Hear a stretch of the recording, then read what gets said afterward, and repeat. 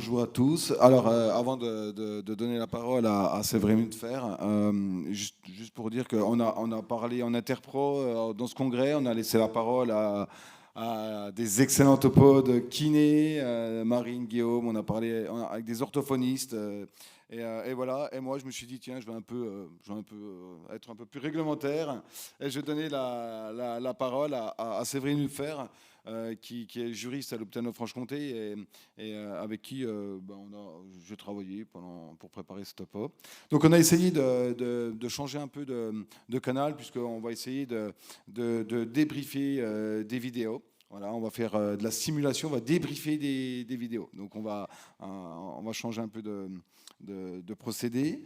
Alors, ce topo, que peut dire une infirmière par téléphone? Je pense que c'est quelque chose qui nous intéresse tous, non? C'est le cas pour vous ou pas?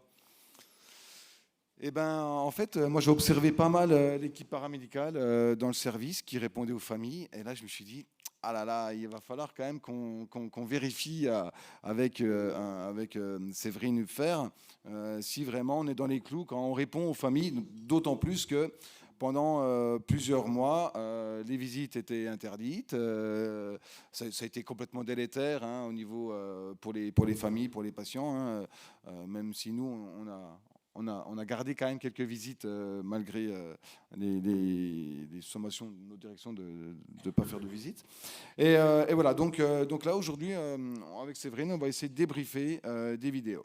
Alors, pour ceux qui étaient là hier, on va commencer, on va jouer à vous clap, vous savez, c'est la petite application, donc vous pouvez déjà sortir vos téléphones.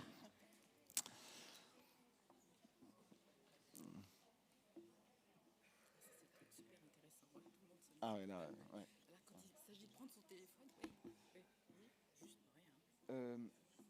Lydie, tu peux passer ton micro pour Séverine? Alors là, on va faire un petit exercice immersif. Donc le téléphone, c'est juste après la vidéo. Et en fait, on va vous passer avec Séverine une petite vidéo. Et puis, puis ensuite, on va la repasser en la découpant et on posera quelques questions. Et derrière, Séverine, elle débriefera vos réponses. Ça vous convient? Hein, ça, on va essayer d'être assez interactif. Allez, c'est parti pour la vidéo.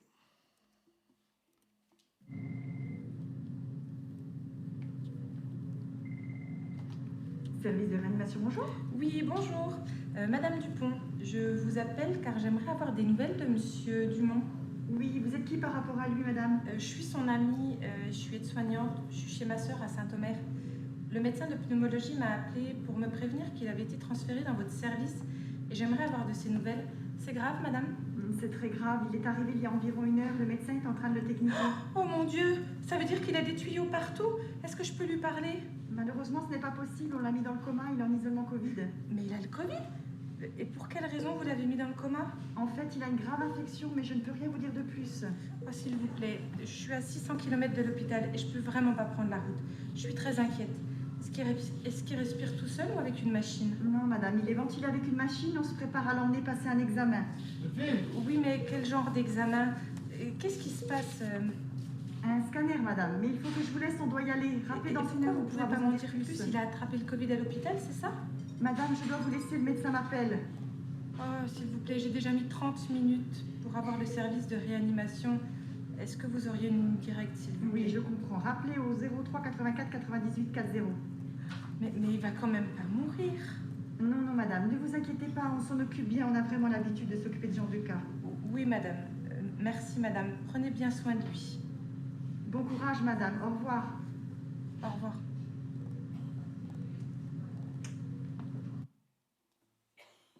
Alors là, je vois Séverine qui tapote avec ses doigts sur la chaise. Je me dis, il y a quelque chose qui doit tiquer, non? Et vous en pensez quoi de cette vidéo comme ça? C'est top, c'est nickel ou moyen, pas? Est-ce que ça colle parfaitement à la réalité de ce que vous vivez au quotidien? Ah. Bon. En tout cas, au moins, ça vous fait réagir. Il y en a qui ont dit oui. Oui. C'est très intéressant, ça.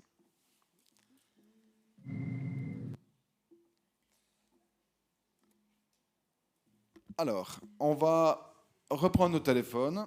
Donc, vous allez scanner ce petit QR code. Pour ceux qui n'ont pas la possibilité de scanner, on peut envoyer un SMS au 06 44 60 96 62 et vous envoyez @creuve 2022.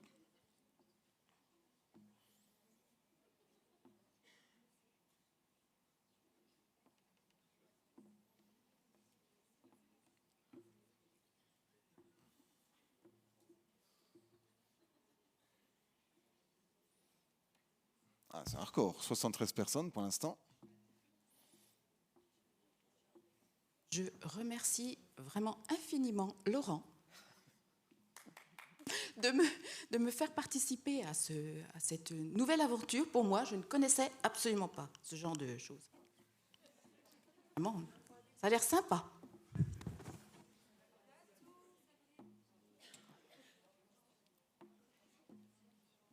Ça va? Est-ce qu'il y a encore des gens qui n'ont pas réussi à se connecter? À 90. Ah là, on a la pression, hein. Ah, oh, oh. C'est bon? On peut y aller? Non. Encore 5 minutes. Ah, tout le temps, tout le temps.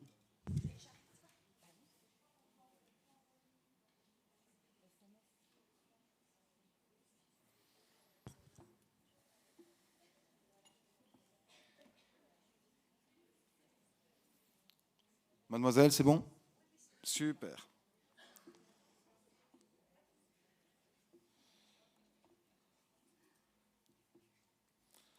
Alors, on va repasser un petit extrait.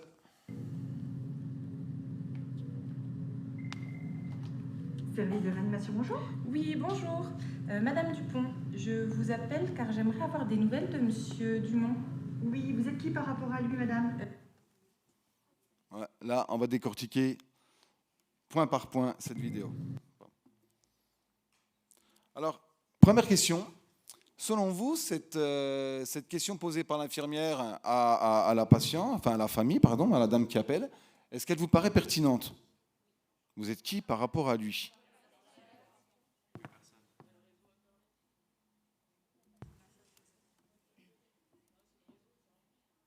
Il y a un problème de réseau?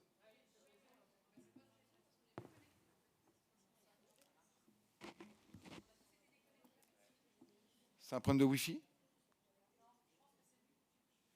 Allez-y, je vous laisse rescanner.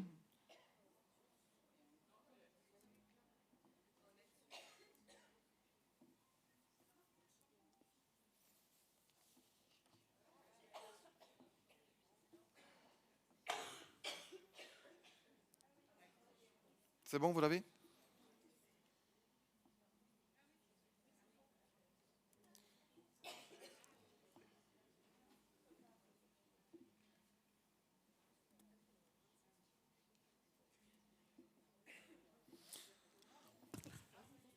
Alors, on va regarder les résultats en direct.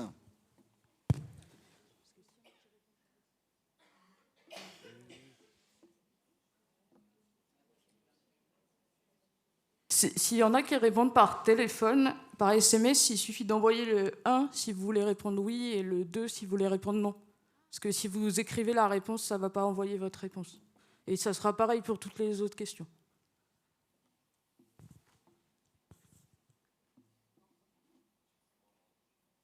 C'est bon.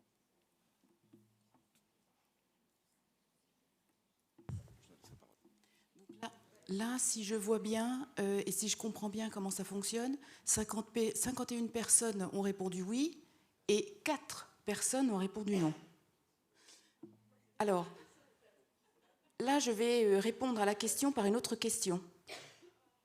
Qui et pourquoi avez-vous répondu non à cette question? Qui est-ce qui veut prendre la parole? Ah. Moi, Oui. je réponds pas parce que j'ai été spoilé hier, donc je réponds pas. Hors-jeu. Joker, donc. OK. Mais alors, dites-moi, qui... Ah oui, mademoiselle par là-bas. Le micro par là-bas, non? Excusez-moi. Ouais. Voilà, je suis tout de même curieuse parce que 93%. Le oui, oui. Alors, j'ai répondu non parce que l'infirmière dit explicitement, en répondant à cette question, que le patient est dans le service. Voilà. Et parce que, a priori, elle ne savait, enfin, en tout cas, cette dame, la proche, la femme, l'amie, ne s'est pas, elle ne s'est pas présentée, pas encore, il me semble. Si elle s'est présentée. Elle s'est présentée. Mais déjà, ou pas elle n'avait encore pas le même nom de famille que le patient. Oui. Déjà. Et puis, voilà, en disant « vous êtes qui par rapport à lui on dit « il est là, qui vous êtes ?» Voilà. Alors, en effet, la règle, normalement, la règle, elle est simple. Quelle que soit l'information que l'on peut donner sur un patient, il faut évidemment que le patient soit d'accord que l'on donne cette information, ou en tout cas on puisse répondre d'abord à une quelconque question sur est-ce qu'il est là, est-ce qu'il n'est pas là, comment va-t-il, etc. Donc la règle de base, c'est l'information sur le patient n'appartient qu'au patient. Et normalement, le patient doit autoriser le personnel soignant à donner des informations sur son état de santé. Pour autant, si, lorsque vous êtes dans cette situation-là, vous décrochez le téléphone, on vous demande si ce patient est bien là. Si vous dites non, vous raccrochez. Et là, c'est terminé. Donc, de fait, a priori, je dirais que dans la pratique, il vaut mieux évidemment demander qui est cette personne au bout du fil. Pour ceux qui ont répondu oui, pourquoi est-ce que vous avez répondu oui ?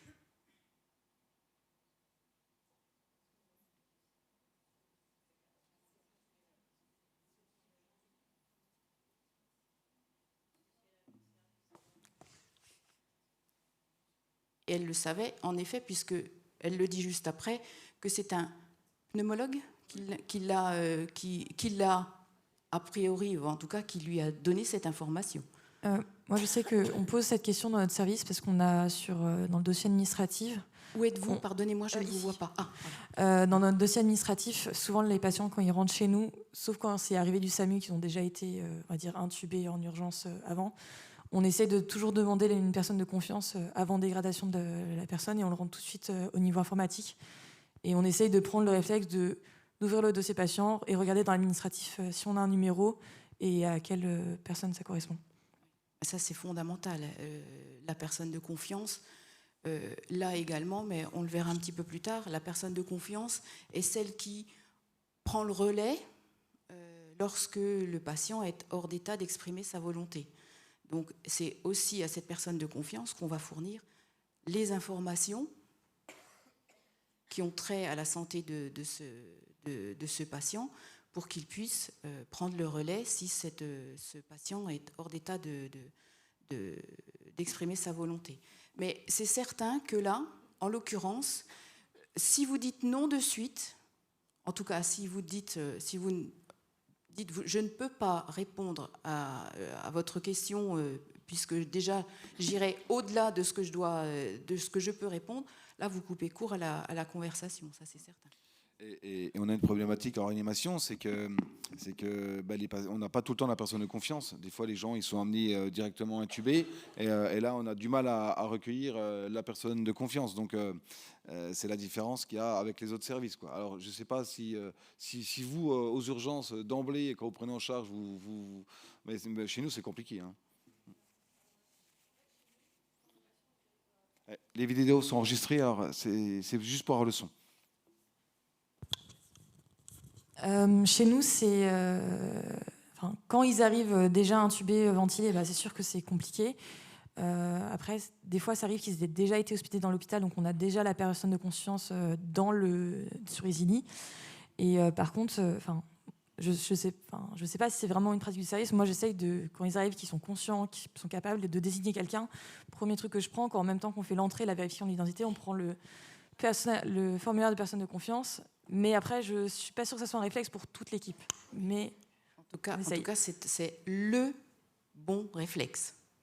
Et tout le monde devrait prendre, alors si, en tout cas, autant que faire se peut, tout le monde devrait prendre exemple sur vous, dans le sens où quand la personne est en capacité de désigner cette personne de confiance, la personne de confiance, elle est essentielle, justement, lorsque la personne ne peut plus rien décider pour elle-même. Donc c'est vrai que, mais ce n'est, dans la pratique, pas toujours évident à réaliser, ça c'est certain.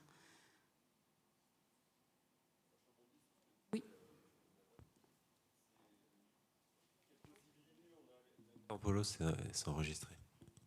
Je rebondis sur ce que disait Madame. C'est quelle possibilité on a le droit d'aller, dans quelles conditions on a le droit d'aller chercher dans une hospitalisation antérieure la personne de confiance? Alors voilà, normalement, la personne de confiance, alors on le verra tout à l'heure, mais on peut déjà dévoiler un petit peu le secret. Donc, la personne de confiance, elle est désignée par le patient sur, normalement, le temps de son hospitalisation. Ou, si le patient l'a décidé ainsi, sur une durée qu'il déterminera. Donc, et c'est là toute la difficulté, c'est que lorsque vous n'avez pas de personne de confiance au moment où vous cherchez si ce monsieur a une personne de confiance pour éventuellement lui donner des informations.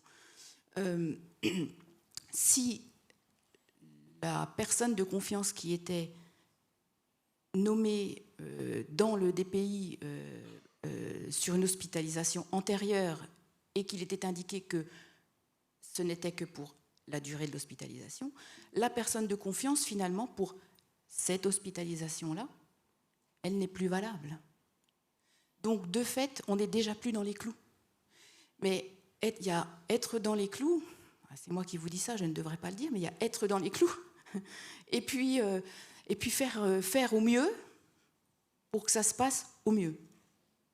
Mais effectivement, personne de confiance désignée pour l'hospitalisation d'avant avec le délai de l'hospitalisation, la personne de confiance n'est de fait plus valable, même si le patient aurait de toute façon désigné cette personne de confiance.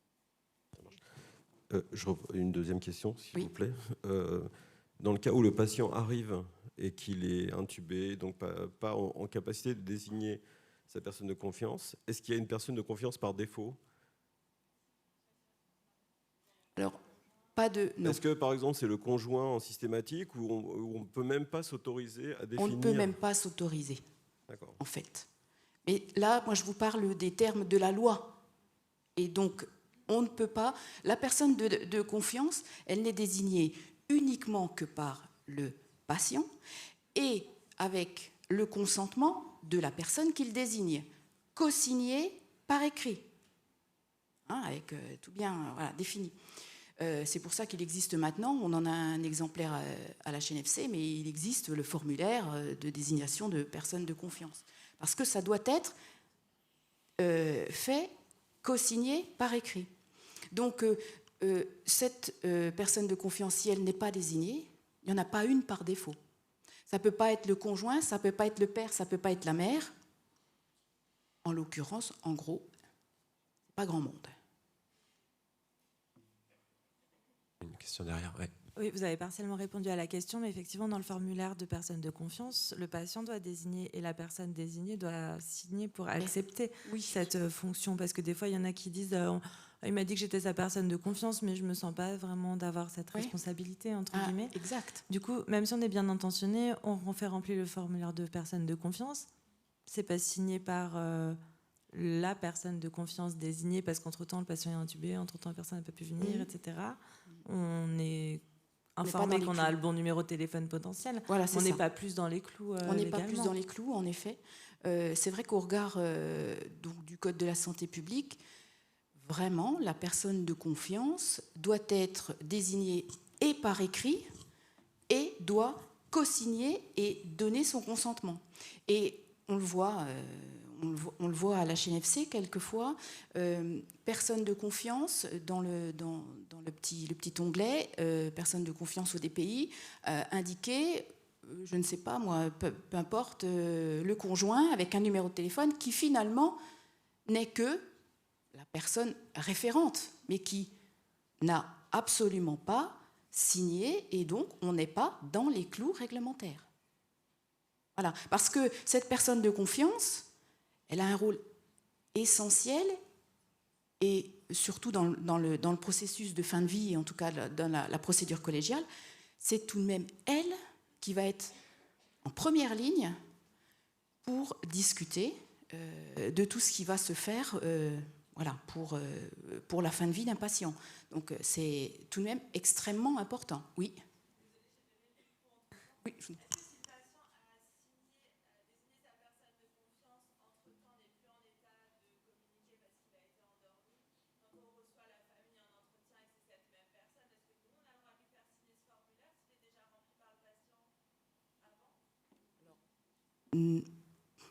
Non.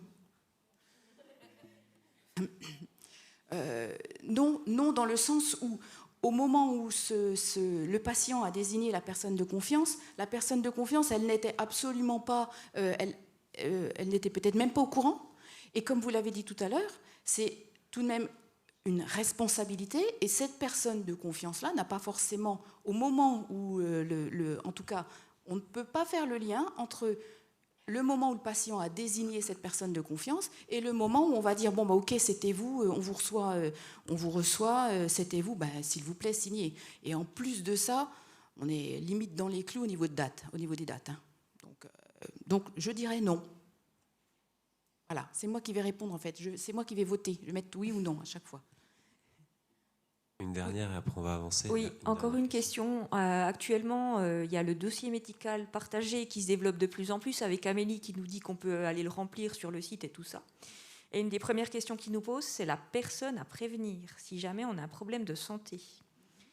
Légalement, qu'est-ce que ça vient faire dans ce contexte ? Parce que voilà, avec le dossier médical partagé, si on a un patient qui arrive et qui est dans un état critique, le médecin va regarder ça, je pense, à l'avenir. Oui, vous avez raison. Personne à prévenir, ça ne veut rien dire du tout. En tout cas, légalement, en tout cas, moi, je ne suis pas au courant. J'ai peut-être manqué quelque chose, mais personne à prévenir, ça n'a aucune base légale.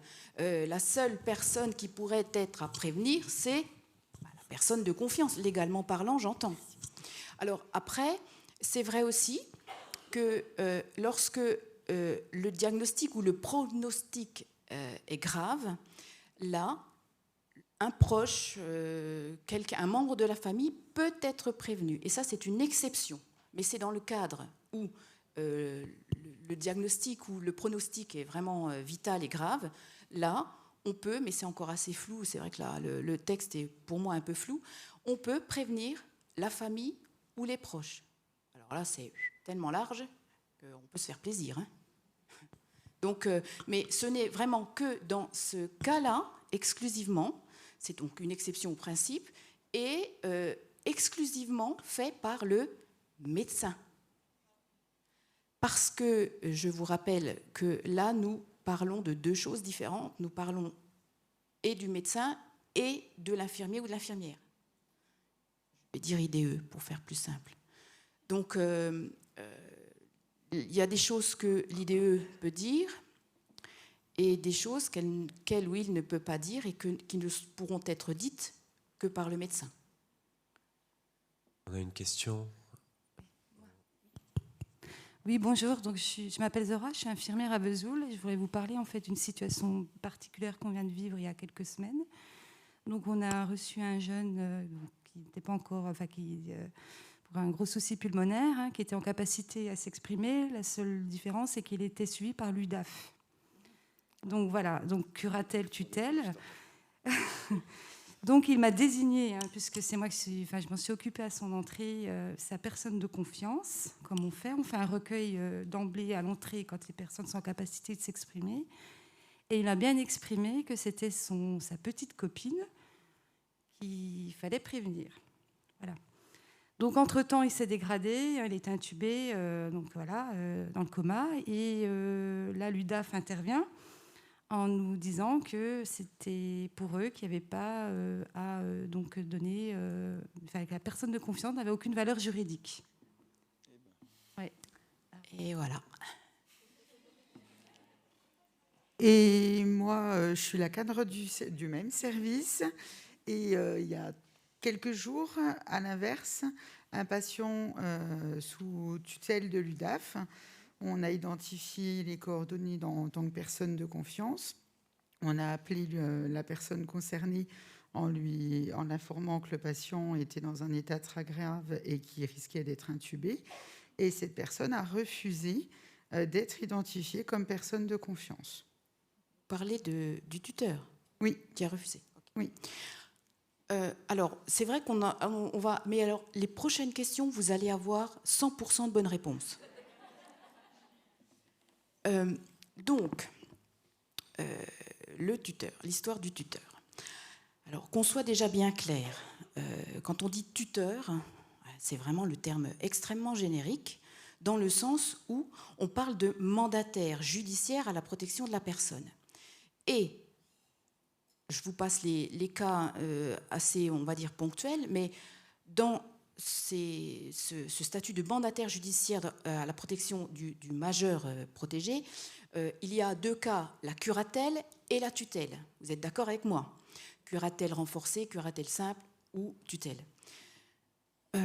Je dirais que le seul qui a un pouvoir de représentation du majeur protégé, c'est le tuteur. D'accord?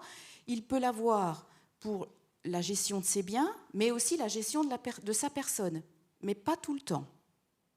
Donc normalement, on est censé, nous, connaître exactement quel est le statut véritable de ce tuteur. Mais prenons l'exemple le plus courant d'un tuteur qui a la gestion de la personne, la représentation de la personne. Ce tuteur, en quelque sorte, il remplace le patient. Le patient n'a plus sa capacité juridique pour prendre une décision. C'est le tuteur qui prendra la décision, on va dire la codécision, puisque autant que faire se peut, on doit toujours demander au patient son consentement, on doit toujours l'informer de ce qui va lui arriver. Et bien évidemment, si il est sous tutelle, souvent c'est qu'il n'a pas la possibilité de prendre des décisions pour lui-même, on doit faire, on va dire, prendre la codécision par le tuteur. Dans le cas de la personne de confiance, je comprends que le tuteur, si c'en est un, parce que le curateur, lui, n'a pas à prendre de décision, du tout. Lui, il est là pour accompagner, sauf à ce qu'il ait un mandat spécial du juge de représenter la personne. Mais ça n'arrive quasiment jamais. Là, lui, le curateur, il assiste, il ne représente pas. Donc parlons simplement du tuteur, puisque c'est la grande majorité des cas. Le tuteur, si vous l'avez sollicité pour être la personne de confiance, eh bien le tuteur, il vous a répondu non, ce que je peux comprendre, parce que ce n'est pas à lui de décider, c'est au juge des contentieux de la protection, anciennement juge des tutelles, de décider lorsqu'un majeur protégé sous tutelle souhaite désigner une personne de confiance, ça doit passer par le juge des tutelles. C'est le juge des tutelles qui va désigner, en quelque sorte, la personne de confiance de ce majeur protégé. Donc, de fait, vous m'avez parlé de l'UDAF, ça pourrait être n'importe quel autre organisme, mais ce qui est certain, c'est que l'UDAF ne va pas se mouiller là-dessus. Ça, c'est sûr que son tuteur va dire « c'est niette, moi, je ne suis pas la personne de confiance, je le représente ». Et donc, si vous voulez, légalement, c'est comme si c'était lui. Donc, il ne va pas se saisir lui-même d'être la personne de confiance. Donc, c'est non. Par contre, en référer au juge. Alors, donc, c'est super long, super compliqué, évidemment, pour faire simple. Par contre, madame, vous m'avez parlé du cas inverse. Redites-moi. Oui. le cas inverse, c'est-à-dire mon patient. Oui, votre patient. Qui a désigné une personne de confiance. Qui était sa petite amie. Oui. Et qui donc, par la suite, donc, il s'est dégradé. Il y a eu aussi le papa qui s'est manifesté et qui revendiquait son affiliation familiale. Oui. Ah, l'habilitation familiale, oui. Oui, ah oui comme quoi il était le papa, mais alors qu'il était d'accord. absent pendant des années. Et donc, parce que c'était le papa, c'était lui qu'il fallait prévenir et que la petite copine, elle n'avait aucun droit parce que c'est que la petite copine. Et puis, entre-temps, il s'est dégradé, intubé, l'UDAF. Il était majeur ? Oui. Ok. Bon, même réponse. C'est-à-dire que le tuteur ne sera, et en tout cas je ne l'ai jamais vu, jamais désigné comme personne de confiance d'un majeur protégé. Par contre, la personne protégée, et c'est également réglementaire, a le droit de désigner une personne de confiance. Il en réfère à son tuteur, qui lui va en référer au juge, qui lui va désigner une personne de confiance. Voilà. Donc, de fait, la petite amie, là, la petite copine, non, c'était pas bon. C'était pas la bonne personne de confiance. Et en plus, la personne qui téléphonait pour prendre des nouvelles, en fait, on pensait que c'était la petite copine, mais c'était la femme de ménage. Alors voilà. Ouais. Donc là, c'est tout le problème, et on en revient à notre appel téléphonique. C'est tout le problème de réussir à prouver qui est au bout du fil. Parce que c'est simple. Hein. Si on n'y arrive pas, c'est zéro information. Merci, au revoir. C'est extrêmement dur et extrêmement trivial, mais c'est comme ça. Normalement. Nous, dans des cas complexes à Orléans, comme ça, où les familles sont déchirées ou autres, on met en place des mots de passe. Hein. Et je ne sais pas si vous faites ça aussi dans vos réanimations. Et en fait, les personnes qui appellent doivent donner un code pour attester qu'elles sont dans l'entourage proche et l'entourage de confiance. Oui, très bien. Là, on va dire que c'est la manière qui n'est pas encore dans les clous. Hein, si vraiment on colle stricto sensus au texte, mais ça c'est extrêmement bien pensé, dans le sens où voilà, si on s'est dit c'est la personne entre guillemets référente qui va ensuite qui se débrouille avec les conflits familiaux, vous c'est pas votre problème, vous êtes là pour soigner le patient. C'est bien d'avoir ce code. Ça, c'est une super idée, dans le sens où, voilà, vous êtes qui ? Donc là, on revient à cette petite dame-là qui dit vous êtes qui ? Je suis la personne de confiance.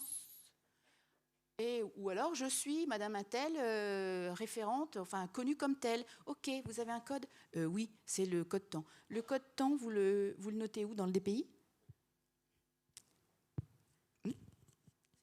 C'est déjà mieux que rien. Mais voilà, non, mais on peut pas. En plus, la situation dans laquelle vous vous trouvez dans ce genre en réa, évidemment, c'est bon. Alors, ce qu'il y a de bien dans ces congrès, c'est qu'on on prend les bonnes pratiques de tout le monde et on essaie de les appliquer. Et moi, ça, c'est quelque chose qui me tient à cœur. Et c'est pour ça que j'aime bien venir en congrès. Et j'ai vu mademoiselle là-haut opiner du chef. Donc, ça veut dire que vous également, vous faites ce genre de choses que vous avez tout à l'heure. Vous êtes intervenu tout à l'heure pour dire que, voilà, pour la personne de confiance. Oui, en tout cas, je vous ai vu opiner. Ça signifie que vous faites aussi ce genre de choses. En fait, on a eu le problème avec une famille où les personnes se faisaient passer pour la personne de confiance. Et en fait, on s'en est rendu compte après parce que la personne, elle a rappelé plus tard dans la journée. Et du coup, on a dû vérifier les numéros de téléphone qui appelaient. Oui. Et pareil, le lendemain, on m'a dit « Oui, mais j'appelle depuis le portable de mon épouse. » Et ben non. Oui, effectivement, il faut aller au mieux, enfin, autant, c'est toujours facile à dire, hein, mais d'aller. En fait, il faut faire un travail d'inspecteur, alors que vous n'avez absolument pas le temps et que c'est pas à vous de faire ce genre de choses, mais il faut essayer d'avoir un maximum d'informations sur cette personne de confiance. Si effectivement, par exemple, comme vous l'avez dit tout à l'heure, si c'était une hospitalisation, non, c'est vous. monsieur. Si c'était une hospitalisation d'un séjour précédent dans lequel il y avait la personne de confiance, la personne appelle en disant « Si, je suis la personne de confiance. Ah, oui, c'est quoi votre nom? C'est quoi je crois même votre date de naissance, parce qu'il me semble bien que, en tout cas, il me semble que sur le nôtre de formulaire, il doit bien y avoir également la date de naissance de la personne de confiance. Donc, essayez de confirmer un maximum de données. Ah oui, mais bon, comme si vous avez que ça à faire. Mais bon. Alors, on va continuer un peu dans les vidéos, parce que vous allez voir qu'au fur et à mesure, les questions que vous posez maintenant, on va vous les poser au fur et à mesure de ce topo. D'accord? Donc, on va parler du tuteur tout à l'heure. Oui, on a un peu la personne devancé. de confiance également. Exactement. Donc, voilà. On continue avec cette prochaine Je suis vidéo. son amie, je suis aide-soignante, je suis chez ma sœur à Saint-Omer. Le médecin de pneumologie m'a appelé pour me prévenir qu'il avait été transféré dans votre service et j'aimerais avoir de ses nouvelles. C'est grave, madame? Je suis son...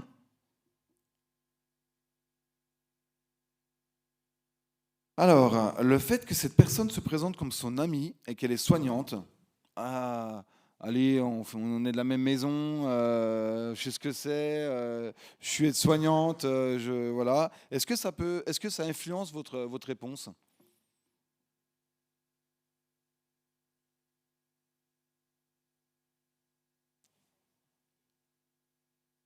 Oh, les mythos, ouais.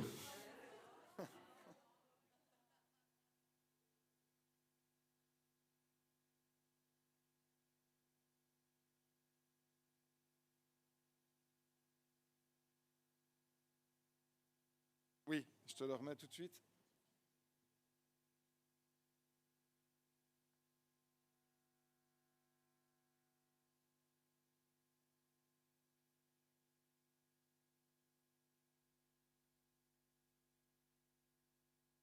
C'est bon?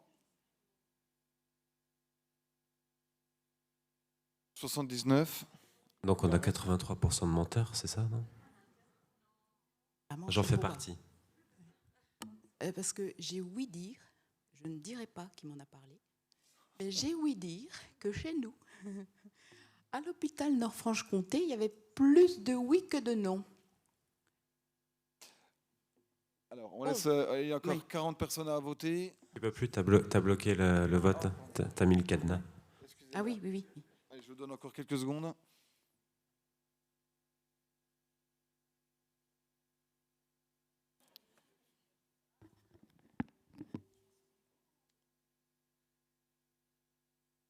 Cette dame, et en plus, elle était soignante, hein, tout de même, c'est son amie, donc elle connaît un peu la poloche. Hein. Alors, allez, encore 20 personnes.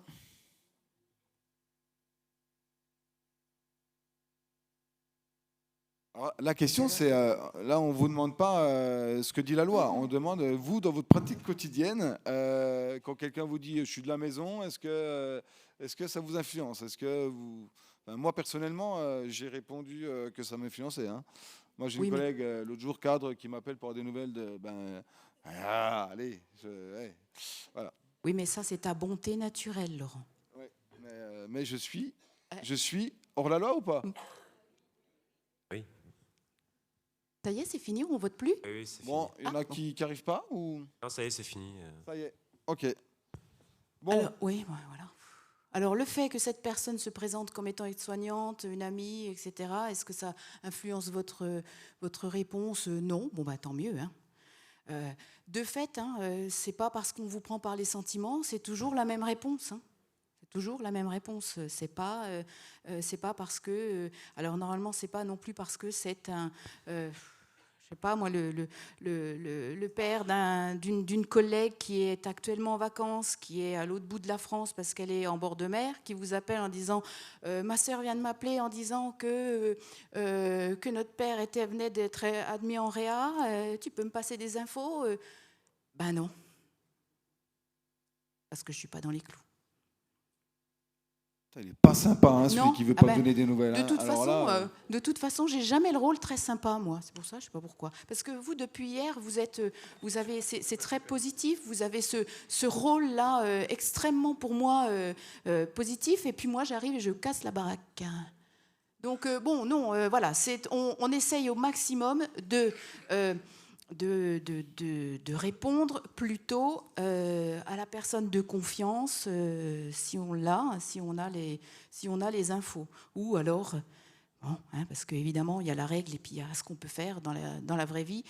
Ou alors, effectivement, avoir un code, une personne référente, une seule et même qui appelle et puis après, elle fait le relais avec les autres personnes de la famille. Bon, voilà, c'est un moindre mal. Est-ce que c'est clair? Oui. Oui. Une question? On a aussi le cas de médecin traitant, des fois, qui veut parler directement à un médecin, ou un proche qui est médecin, qui veut parler directement au médecin. Oui, oui. Moi, j'en ai plein des proches médecins et avocats aussi dans ma famille. Donc, c'est toujours très bien, hein, c'est bien. Alors, non. Vous vouliez que je dise oui à un moment ou pas? Parce que, alors... On peut répéter l'anecdote avec...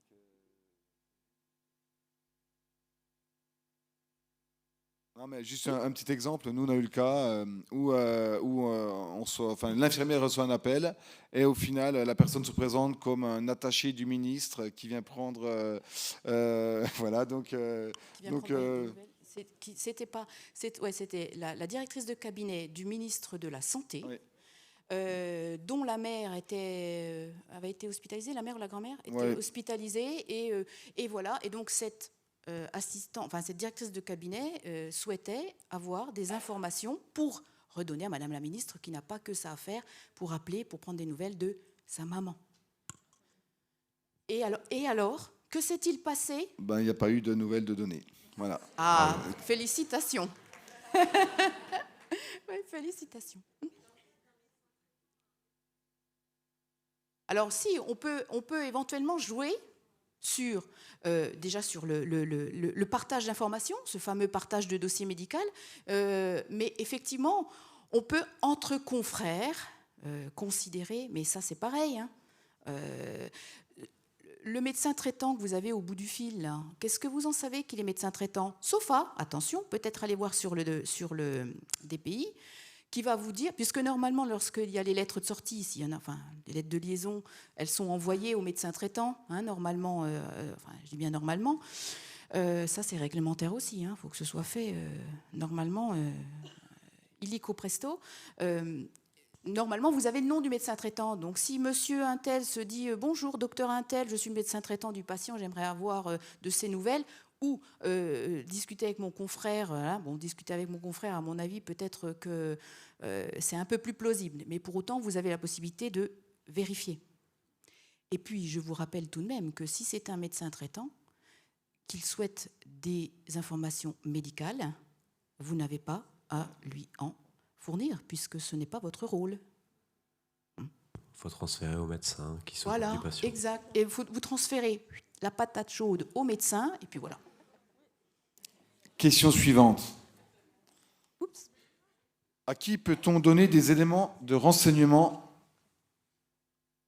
courants par téléphone? Alors, on a parlé du tuteur tout à l'heure, on a parlé de la personne de confiance, un enfant, le curateur. Voilà. Il vous reste quelques secondes pour voter. Donc là, en l'occurrence, je ne veux aucune erreur. Attention, ça rigole pas. Vous avez la question? Oui. Ça vote.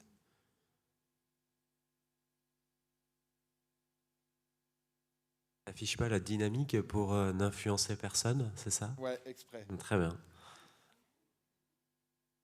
Tu partageais pas tes réponses à l'école, hein. Tu cachais ta feuille. Non, mais... C'était un bon élève. Ah, oui, bon. Oui, heureusement, 95% de la personne de confiance. Un enfant? Il y a quelqu'un qui est arrivé en cours qui a pas assisté aux premiers échanges. Voilà, bon, on est bon là, on peut y aller. on peut y aller. Oh. Alors, j'aimerais tout de même vous lire quelque chose. L'article R 1112-45 du Code de la santé publique indique, en l'absence d'opposition des intéressés, vous parlez on parlait des hospitalisés. Les indications d'ordre médical telles que le diagnostic et l'évolution de la maladie ne peuvent être données que par les médecins. Les renseignements courants sur l'état du malade peuvent être fournis par les cadres infirmiers. Ah! Alléluia! Alors, on y vient. Bon, je m'en vais, hein? Alors, bon ben voilà. Donc, tout de même, c'était aussi une précision que je voulais vous fournir. Parce que là, on parle. Mais ce qui est certain, c'est que si tant est que vous en soyez arrivé là, en tant qu'IDE, et c'est le texte qui le dit, vous n'avez pas à répondre aux questions. Vous passez au cadre. Ça craint. Voilà, alors oui, mais tant pis, en réunion ou pas, ou alors on rappelle, et puis la cadre prend l'appel, ou le cadre prend l'appel. Séverine, on peut peut-être oui, je vais débriefer les informer là. sur renseignements courants. Oui, voilà, c'est pour ça. C'est quoi des renseignements courants? Qu'est-ce que c'est qu'un renseignement? Alors, donc, vous êtes assis, c'est bien. Il n'y a que le cadre infirmier qui peut donner les renseignements courants. C'est donc la conclusion de cet article de loi. Alors, une fois qu'on a bien compris ça, et donc maintenant, tout le monde, c'est super, moi, c'est bon, je passe au cadre. Bon, d'accord, super. Une fois qu'on a compris ça, qu'est-ce que les renseignements courants? Alors là, super, on peut y mettre pas mal de choses. Mais tout de même, qu'est-ce que les renseignements courants? Il n'y a pas de question. Tiens, ça aurait été bien qu'il y ait une question avec des... Alors, les renseignements courants. Alimentation, durée de séjour, conditions d'accueil. Voilà. En gros. Alors, la température, c'est niette. Température, c'est médical. Tout, voilà. Et voilà, j'ai presque envie de vous dire, pardonnez-moi, on est filmé, mais il a bien fait pipi, et puis voilà, ça s'arrête là. Voilà, il regarde la télévision. Mais en l'occurrence, les renseignements courants, ça reste véritablement... alors, on peut y mettre beaucoup de choses, mais conditions de séjour, l'alimentation, etc., mais ça s'arrête là, véritablement. Et, attention, je le répète, et ça qu'il faut que vous le gardiez en tête, c'est le cadre. Parce qu'on n'est pas dans les clous si c'est l'infirmière ou l'infirmier qui donne direct. Je crois que les cadres sont déjà rentrés en train oui, mais ils sont pas... dans les différentes réanimations. Je pense que quand Laurent les appellera pour une prochaine fois, ils diront non. Voilà. Hop. Alors, on passe à autre chose. Mais du coup, on n'a pas répondu aux questions, mais vous le saviez déjà à l'avance. Par contre, j'ai vu que quelqu'un a mis, il y a eu 2% de réponses, un enfant. Alors, qui a répondu ça? Ou j'ai le droit de poser des questions ou pas? Et qui? Quel est? Dénoncez-vous. C'est un cadre qui a fui. Ah oui, voilà. Bon, alors un enfant, évidemment... Alors, une chose tout de même, c'est qu'un mineur peut refuser que ses représentants légaux, ses parents, soient informés de son état de santé. Alors, la loi ne fait pas de différence, mais pour autant, la jurisprudence fera une différence entre un mineur qui a 2 ans et le mineur qui en a 16. Évidemment. Mais parce que ce sont 2 situations différentes. Mais vous pouvez, en tout cas, le mineur a la possibilité de refuser qu'on donne des informations à ses parents. Donc on peut donner des renseignements courants à la personne de confiance, mais tout ça, attention, il faut qu'en amont, on ait bien validé le fait que c'est la bonne personne. Et là, c'est là le plus compliqué. Mais OK pour la personne de confiance, OK pour le tuteur. Normalement, dans le DPI, il devrait y avoir, je dis bien normalement parce que qu'est-ce que je peux me battre avec ça, il devrait y avoir l'ordonnance qui désigne la tutelle et qui désigne exactement les missions de la tutelle, parce que la tutelle peut aussi ne pas avoir la représentation de la personne, mais simplement de ses biens. Et dans ce cas-là, ce tuteur n'a pas à avoir d'informations sur l'état de santé de ce patient. Donc le curateur, c'était la dernière réponse, le curateur, c'est, on va dire à 99% non, sauf s'il a une représentation de la personne, en tout cas une mesure de représentation de la personne, ce qui n'arrive quasiment jamais puisque le juge passe directement à la tutelle. Voilà. Allez, on continue. On a pris un peu de retard. On va essayer de voir Parce que les je vidéos. parle beaucoup. C'est très grave, il est arrivé il y a environ 1 heure, le médecin est en train de le techniquer. Oh mon Dieu, ça veut dire qu'il a des tuyaux partout. Est-ce que je peux lui parler? Malheureusement, ce n'est pas possible, on l'a mis dans le coma, il est en isolement Covid. Mais il a le Covid? Et pour quelle raison vous l'avez mis dans le coma? En fait, il a une grave infection, mais je ne peux rien vous dire de plus. C'est très grave. Allez, une petite réponse oui ou non. Est-ce que cette réponse apportée par l'infirmière vous paraît pertinente? Alors là, on plébiscite 100% de bonnes réponses. S'il vous plaît.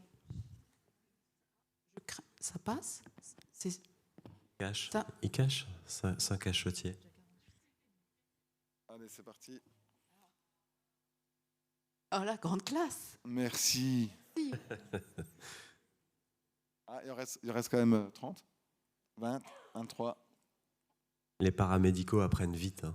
Oui, et là, Attention, je les Ah en ben, félicite. quand- Et c'est, oui, ils sont heureusement qu'ils sont là. Alors, pour toute la partie soins, ça c'est pas bon.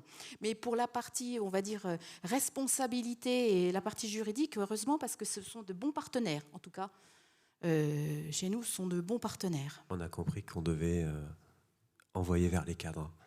Ouais. Bien, non? Les cadres vont vraiment m'apprécier. On Parce que continue. d'ailleurs, c'est ce qui se passe. S'il vous plaît, je suis à 600 km de l'hôpital et je peux vraiment pas prendre la route. Je suis à 600 km de l'hôpital. Je peux vraiment pas prendre la route. S'il vous plaît.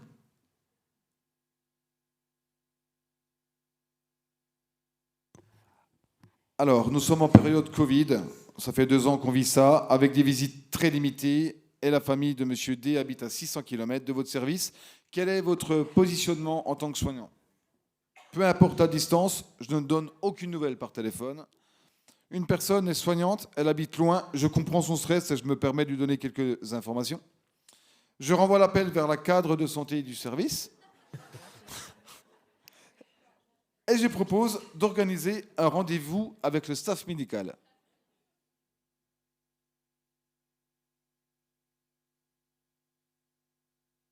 Allez, il vous reste 10 secondes.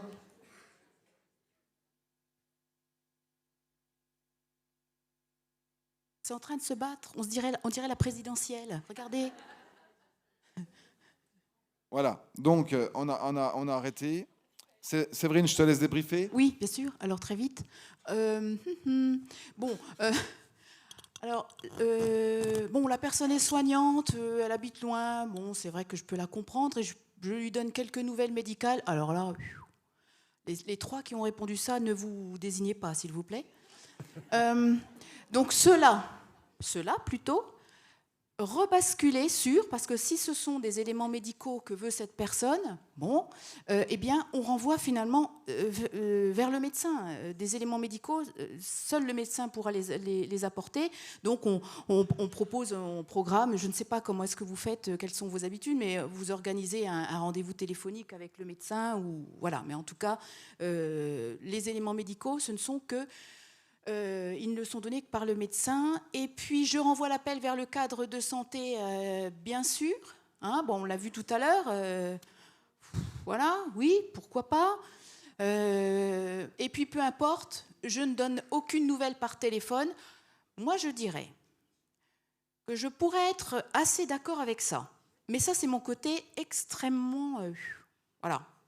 Donc, et c'est pas satisfaisant dans le sens où vous avez quelqu'un au bout du fil qui vraiment de bonne foi va vous demander des nouvelles d'un de ses proches. Je peux comprendre que ce soit compliqué, mais de base, si en amont on n'a pas réussi à déterminer si c'était la bonne personne, eh bien normalement non, merci. Alors, on peut éventuellement reproposer un autre appel, peut-être pour rappeler le cadre ou le médecin, mais il faudra tout de même, une fois ce nouvel appel, il faudra encore justifier du statut de cette personne qui appelle. Donc c'est inextricable, ça j'entends bien.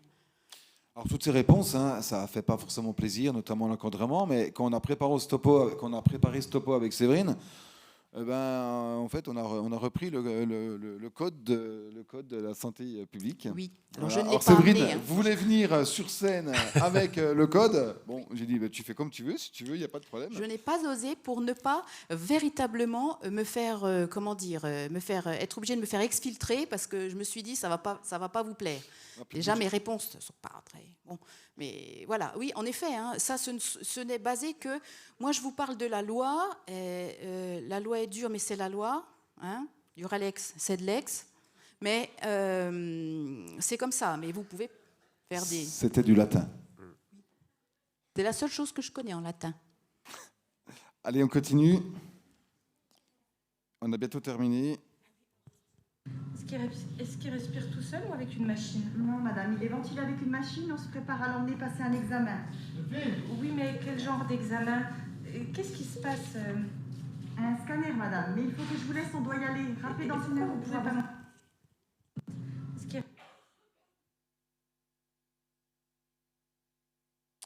Est-il possible de communiquer à l'interlocuteur qu'un examen va être pratiqué?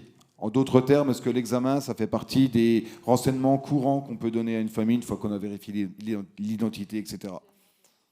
Et la personne de confiance.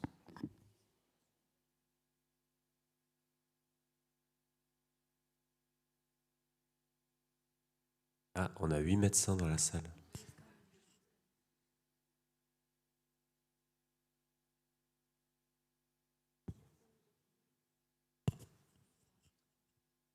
C'est bon, on va débriefer cette réponse. Bon, alors, effectivement... N'insistez pas, vous ne saurez pas tant que le chrono ne sera pas arrêté. Bon, voilà, oui. Bon, pas vraiment de suspense. Non, hein, on ne peut... en tout cas, l'infirmière ou l'infirmier ne peut pas indiquer comme ça que le patient va aller passer un scanner. Pourquoi? Parce que ça présage déjà d'un diagnostic. Voilà, donc c'est un élément médical. Donc niette. Voilà. Et voici Dernière la dernière question. Selon vous, quelles peuvent être les sanctions en cas de violation du secret professionnel? Aucune sanction pénale, l'hôpital, il est responsable de son personnel. 1 an d'emprisonnement et 15 000 € d'amende. Une sanction disciplinaire et une période de travaux d'intérêt généraux. Ça tombe bien, j'ai des tuyaux à couper chez moi, si jamais.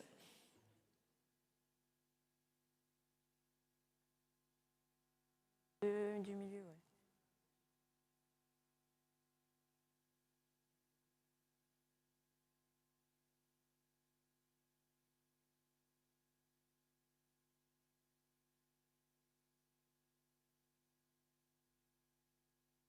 Donc là, voilà, c'est terminé. Hein. Oui. Alors, en effet, bon, une sanction pénale, la violation donc, du secret professionnel qui découle du secret médical. Le secret professionnel, tous les professionnels de santé sont tenus à ce secret professionnel, hein, que ce soit les infirmiers, infirmières, aides-soignantes, enfin, voilà, hein, tous les masseurs kinésithérapeutes, etc., sont tenus au secret professionnel et donc ne pas s'en tenir aux renseignements courants, mais plutôt donner des éléments médicaux, c'est finalement, ça pourrait être une violation du secret professionnel et c'est effectivement puni par la loi. C'est une sanction qui est inscrite au code pénal 226-13, article, 1 an d'emprisonnement et 15 000 € d'amende. Jusqu'à, hein, tout de même, parce que c'est à la bonne volonté du juge. Donc, bon, voilà, hein, je veux dire, c'est pas parce que vous avez dit que, ou comme cette infirmière qui dit que le patient est parti faire un scanner, elle va pas derrière prendre 1 an d'emprisonnement et 15 000 € d'amende. Bon, voilà. Tout est relatif, mais la violation du secret professionnel est sanctionnée par la loi. En tout cas, c'est une sanction pénale. Et puis une sanction disciplinaire, oui, mais qu'entendez-vous par sanction disciplinaire? C'est moi qui pose la question. Un blâme, je sais pas. Alors, en effet, 2 types de sanctions disciplinaires. Pourquoi ? Parce qu'il me semble bien que vous faites partie d'un ordre, d'accord ? Donc, l'ordre des infirmiers, l'ordre des masseurs également, kinésithérapeutes. Donc, il y a d'abord une sanction ordinale qui peut être, qui va de l'avertissement jusqu'à la révocation ordinale. Et également, pour tous ceux qui sont des personnels de la fonction publique hospitalière, c'est une sanction administrative, voilà, qui va également de l'avertissement, du blâme, qui peut aller jusqu'à la révocation. Mais attention, on peut dissocier la sanction pénale de la sanction disciplinaire. Ce n'est pas parce que si vous êtes condamné pénalement, de fait, c'est un petit peu risqué que votre ordre ainsi que votre employeur, donc l'établissement, décide d'une sanction disciplinaire assez carabinée. Mais ce n'est pas obligé et il peut y avoir une sanction disciplinaire complètement en dehors de la sanction pénale. Voilà. Et puis alors, voilà. Alors, tout de même, je tiens à préciser que l'établissement dans lequel vous travaillez a aussi cette responsabilité civile hospitalière des actes que vous pourriez faire, en tout cas des fautes que vous pourriez commettre. Mais en l'occurrence là, pour la violation du secret professionnel, oui, c'est sanction pénale, sanction disciplinaire. Et puis de toute façon, Laurent fera faire ses travaux plus tard par quelqu'un d'autre. Alors merci, ce topo est terminé. Alors moi, avant d'applaudir, j'ai quand même posé une question à Séverine, parce que cette question que je lui ai posée pendant qu'on préparait ce topo, c'est finalement, est-ce que en conciliation, ou toi en tant que juriste à l'hôpital, tu gères plutôt des gens qui se plaignent de ne pas avoir de nouvelles, ou des gens qui se plaignent de trop en avoir eu, et sans respecter forcément ce qu'on vient d'expliquer? Je dirais que, alors, tout service confondu, la famille, les proches des patients, alors, le patient lui-même reproche de ne pas avoir forcément beaucoup d'informations sur son état de santé, sur son suivi, sur ce qu'on lui fait, sur les examens qu'on lui fait. C'est vrai que c'est un reproche qui revient régulièrement. Pas assez de communication, un manque d'informations, et ça, tout service confondu. Et les proches également reviennent régulièrement, reviennent pour dire mon père était hospitalisé, j'ai pas su ce qui lui avait été fait, j'ai pas su les examens qui lui avaient été faits, qui lui avaient été prodigués. Bon, voilà, ça, oui, c'est un sujet qui revient assez régulièrement. Le manque d'informations, que ce soit pour le patient, et là par contre, c'est vraiment limite, parce que de fait, un patient, c'est vraiment à lui, et exclusivement à lui, qu'on doit donner les informations sur son état de santé. Et c'est vrai que si on ne communique pas, que ce soit d'un point de vue médical ou d'un point de vue paramédical, si on ne communique pas au patient, là on n'est pas dans les clous, réglementairement parlant, c'est certain. Et dans ce cas, je dirais que quand le patient revient chez nous et réclame à ce propos, je dis ok, je veux bien investiguer, d'accord. C'est vrai que quand les familles des proches du patient ou les proches du patient reviennent en disant oui, j'ai pas eu d'infos sur ce qui s'est passé, sur ce que vous avez fait à ma mère pendant son hospitalisation, moi, la première des choses que je fais, c'est de savoir qui est cette personne, quel est son statut, est-ce qu'elle est personne de confiance, etc., etc. C'est pour ça qu'au maximum, et là, franchement, essayez que le DPI soit au maximum rempli. Toutes les remarques que vous pourrez faire seront bonnes à prendre quand moi j'arrive, ou mes homologues arrivent en SAV derrière, parce qu'il y a un contentieux. Plus le DPI est blindé au niveau des informations, au niveau du formulaire de personnes de confiance, des directives anticipées, etc. Plus c'est blindé, mieux c'est. Parce que derrière, ça peut prouver que voilà, on a fait les choses correctement. Et donc, lorsque la famille vient en disant « j'ai pas eu d'infos », vous êtes qui ? Vous êtes le tuteur, vous êtes le représentant légal, vous êtes la personne de confiance ? Non.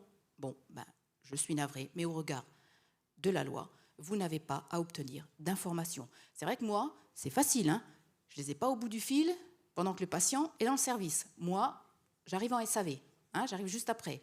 Donc, récemment, c'est la semaine dernière, je crois, j'ai eu un mail d'une petite fille dont la grand-mère je crois qu'elle est encore hospitalisée chez nous. Elle souhaitait avoir des infos sur un petit peu sur tout, comment ça se passait pour sa grand-mère. Elle voulait des éléments médicaux. D'ailleurs, l'objet de son mail, c'était renseignements médicaux. Hein. Alors qu'elle disait elle-même dans le mail que son oncle, qui s'est avéré être la personne de confiance, avait eu toutes les informations sur l'état de santé de la grand-mère, mais elle souhaitait en savoir plus, mais je l'ai invitée à obtenir les informations auprès de la personne de confiance qui elle-même avait été informée de l'état de santé de la grand-mère, qui n'était pas en capacité de recevoir l'information. Bon, donc pour moi, c'est certain, c'est plus facile. Allez, un tonnerre d'applaudissements pour Séverine. Merci. Qui a joué le jeu de cet exercice assez difficile quand même. Voilà, un grand merci.